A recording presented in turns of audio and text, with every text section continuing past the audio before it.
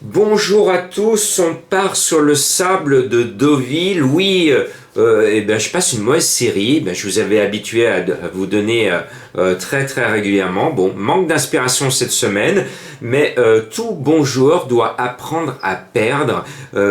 Amusez-vous à regarder et interviewer les joueurs autour de vous. Vous lui demandez tout simplement, est-ce qu'il t'arrive de perdre? C'est la règle du jeu.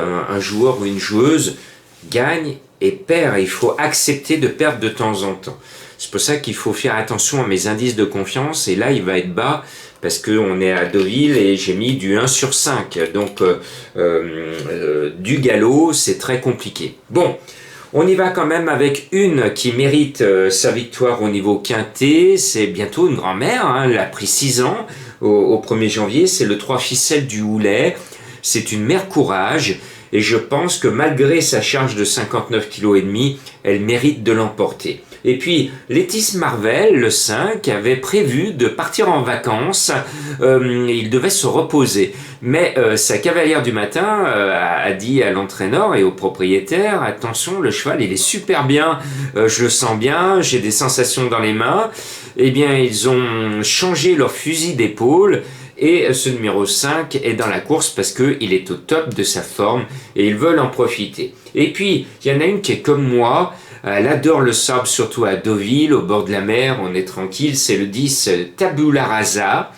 Je pense qu'elle va faire une très très belle performance. Le 8, Sénateur Frost, eh bien j'espère pour lui qu'il ne va pas aller à un train de sénateur, sinon il sera largement battu.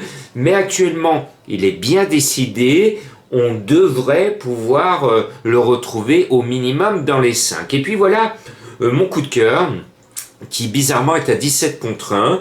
Il a déçu la dernière fois, mais précédemment, il était toujours l'arrivée des quintés. Je lui reste fidèle, je me dis 17 contre 1, c'est une jolie cote, donc je fais mon coup de cœur, c'est le 4 d'Archano.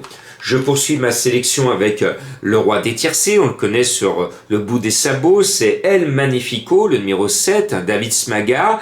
Bon, le seul souci qu'il a, c'est qu'il a tiré le pire numéro à la corde, le 16. Bon, vous allez me dire, il y a 1900 mètres, c'est moins terrible ce numéro 16 à l'extérieur que sur un parcours le mile sur 1600 mètres. Mais c'est quand même pas la meilleure des conditions pour s'élancer. C'est un cheval qui atteint, il va bien finir, mais j'ai peur qu'encore une fois, il finisse bien, mais trop tard. Et puis le 11 King Cobra, eh bien je me pique au jeu à le mettre, il a quelques belles lignes, il est bien placé au poids, entourage confiant, je pense qu'il devrait raisonnablement se mettre en exergue dans cette catégorie. Et puis le 9 Kingstone, et bien c'est un jeune, il n'y a que 2 jeunes dans la course, il y a Vivi Bonnebouille que je n'ai pas pu mettre dans ma sélection, c'est un cheval au nom rigolo, et ce 9 Kingstone me montre un peu plus de qualité, de volonté que Vivi Bonnebouille. Il fallait que j'ai un 4 ans sur mon ticket, c'est-à-dire un ancien 3 ans, c'est-à-dire ces chevaux qui peuvent progresser.